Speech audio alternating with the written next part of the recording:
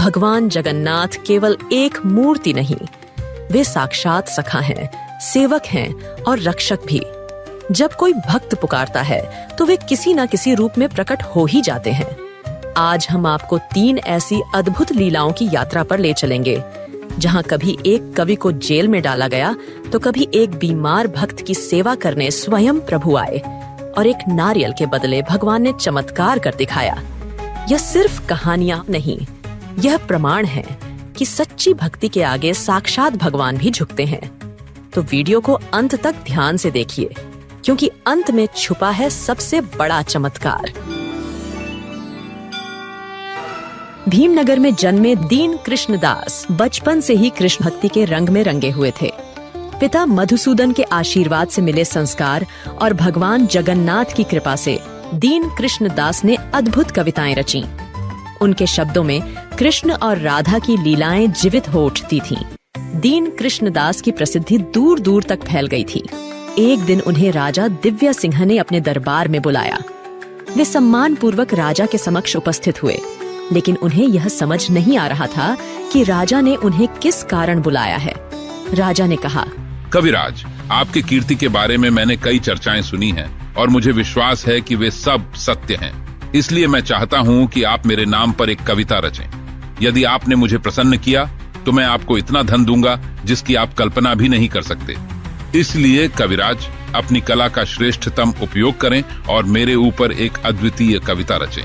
राजा की बात सुनकर दीन कृष्णदास को अच्छा नहीं लगा, क्योंकि वे भगवान के भक्त थे और उनकी कला केवल भगवान के गुणगान के लिए थी।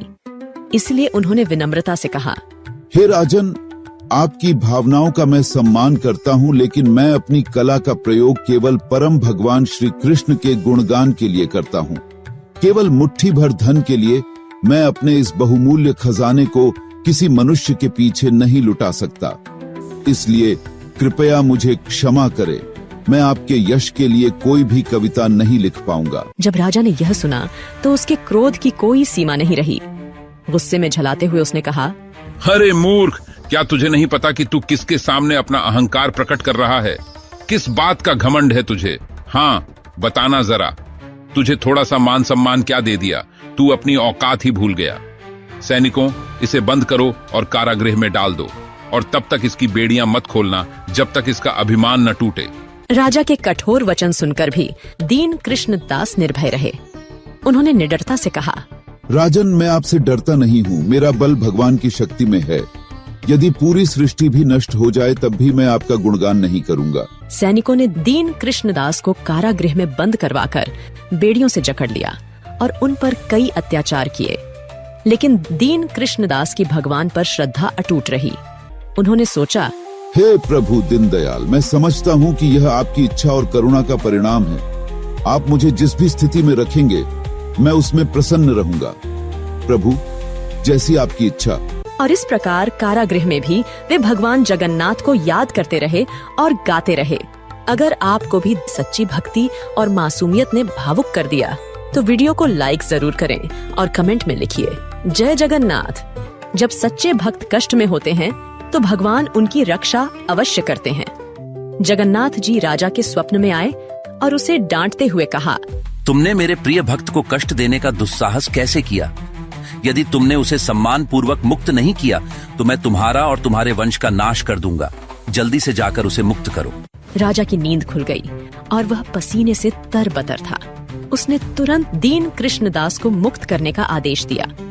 जब राजा कारागृह में पहुंचे तो देखा कि दीन कृष्ण दास की बेड़ियां पहले से ही खुल चुकी थीं। यह देखकर राजा समझ गया कि दीन कृष्ण दास कोई साधारण व्यक्ति नहीं, बल्कि भगवान जगन्नाथ के प्रिय भक्त हैं। उसने दीन कृष्ण दास से क्षमा मांगी और उन्हें सम्मानित किया। राजा के विनम्र व्यवहार को देखकर दीन कृष्ण दास का हृदय पिघल गया और उन्होंने राजा के सम्मान में जगमोहन चंद्र नामक कविता की रचना की। जैसे दीन कृष्ण दास की भक्ति ने भगवान को सपने में भेज दिया, वैसे ही एक और भक्त थे जिनकी सेवा करने स्वयं भगवान दिन रात उनके पास रहने लगे। एक बार रघुदास बहुत बीमार हो गए। उनकी हालत इतनी खराब हो गई थी कि वो बिस्तर से उठ भी नहीं पाते थे और वहीं पर मल मूत्र त्यागना पड़ता था। इस वजह से आसपास का माहौल बहुत दुर्गंधमय हो गया था। रघुदास अपने इस असहाय अवस्था में बिस्तर पर ही पड़े रहते। तभी एक नन्हा बालक रोज उनकी सेवा करने आता।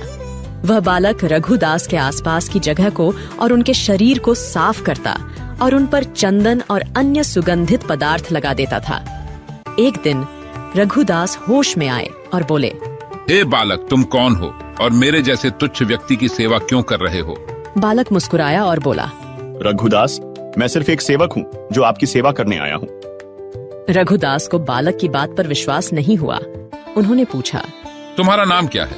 बालक ने सिर झुकाकर कहा, मेरा नाम जानकर क्या करेंगे? सेवा करना ही मेरा धर्म है। कुछ दिनों बाद जब रघुदास होश में आए तो उन्हें बहुत हैरानी हुई, क्योंकि इस मुश्किल वक्त में सेवा करने वाला वह बालक और कोई नहीं बल्कि स्वयं भगवान जगन्नाथ जी थे। तो उन्होंने भावुक होकर कहा, हे मेरे प्रिय प्रभु, आपने मेरे जैसे तुच्छ जीव की सेवा करके मुझे अपराधी बना दिया। आपकी सेवा लेकर मैं और अधिक पापी बन गया हूँ। आप तो संपूर्ण जगत के नाथ हैं। अगर आप चाहते तो एक पल में मेरी इस बीमारी को खत्म कर सकते थे। फिर आपने मुझे ठीक करने की बजाय मेरी सेवा क्यों की? भगवान जगन्नाथ जी ने मुस्कुराते हुए कहा, रघुदास, मैं तुम्हें अवश्य ठीक कर सकता था, लेकिन मैं चाहता था कि तुम्हारे सारे प्रारब्ध कर्म इसी जन्म में समाप्त हो जाएं, जिससे इस शरीर का त्याग करने के बाद तुम सीधा मेरे पास, मेरे धाम आ सको। जैसे मेरे भक्त को मेरी सेवा करने में आनंद आता है, वैसे ही मुझे भी अपने भक्तों की सेवा करने में बहुत आनंद मिलता है। इस तरह रघुदास और भगवान जगन्नाथ जी के बीच मधुर लीलाओं का सिलसिला चलता रहा। जब भक्ति इतनी गहरी हो कि भगवान मलमूत्र साफ करे, तो सोचिए, एक गरीब भक्त का केवल भाव ही कितना प्रभावी होगा, जिसने अपने सारे कपड़े दे दिए भगवान के लिए। गांव में एक दिन दासिया नाम का व्यक्ति कपड़े बेचने के लिए एक ब्राह्मण के घर पहुंचा। वहां उसने एक पेड़ पर ताजा नारियल का फल देखा। फल को देखकर दासिया ने ब्राह्मण से कहा, ब्राह्मण देव, क्या आप मुझे यह नारियल दे सकते हैं? मैं इसे अपने स्वामी जगन्नाथ जी को अर्पित करना चाहता हूँ। इसकी जो भी कीमत हो, आप इसे इन कपड़ों में से काट लीजिए। अब देखिए, वह ब्राह्मण बड़ा लालची था। उसने एक नारियल के बदले में दासिया के सारे कपड़े खरीदने की बात मान ली। अब दासिया के पास कपड़े बेचकर ही थोड़े पैसे आते थे, जिससे उसका गुजारा चलता था। लेकिन आज इस ब्राह्मण ने सारे कपड़ों के बदले में सिर्फ एक नारियल ही दिया। अब दासिया क्या करे? क्या उसे और उसके परिवार को आज भूखा ही सोना पड़ेगा, या फिर वह इस नारियल को अपने लिए इस्तेमाल करेगा? लेकिन नहीं, पूरे दिन की मेहनत के बाद सिर्फ नारियल मिलने पर भी दासिया खुश होते हुए उस नारियल को लेकर अपने घर लौटा। उसी दिन उसके गांव से कुछ ब्राह्मण जगन्नाथ पुरी जा रहे थे। दासिया ने उनसे निवेदन किया, ब्राह्मण देव, कृपया इस नारियल को अपने साथ ले जाइए। जब आप भगवान जगन्नाथ को अपना भोग अर्पित करेंगे तो उसके बाद मेरा यह नारियल भी उन्हें अर्पित कर दीजिएगा। लेकिन इसके लिए आप इस नारियल को अपने हाथ में लेकर गरुड़ स्तंभ के पास खड़े रहें और भगवान से कहें, हे भगवान, आपके दासिया ने आपके लिए यह नारियल भेजा है। अगर भगवान खुद अपना हाथ लंबा करके इस नारियल को लें तो इसे दे देना, वरना वापस ले आना। ब्राह्मण को तो दासिया की यह बात मजाक जैसी लगी कि भगवान कैसे अपना हाथ लंबा करके नारियल लेंगे। फिर भी दासिया की खुशी के लिए उन्होंने नारियल लेकर जगन्नाथपुरी जाने का फैसला किया। वहां जाकर उन्होंने अपनी पूजा समाप्त की तो उन्हें दासिया का नारियल याद आया।